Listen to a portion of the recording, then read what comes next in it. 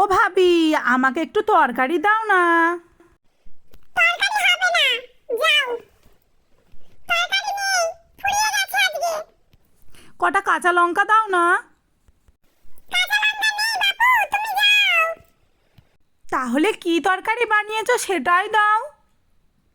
কিছু তো বানিয়েছো, তা সেটাই দিয়ে দাও। যা বানিয়েছো কিছু না কিছু একটু দাও। আমি দুদিন ধরে রান্নাই করছি না, তোমাকে কি দেবো বলো? এসে যায় যত জ্বালাতন করতে। যাও তো বাপু। তোমার দাদা খাবার খেতে আসবে, এসে আমাকে মারবে, আমি কিছুই রান্না করিনি।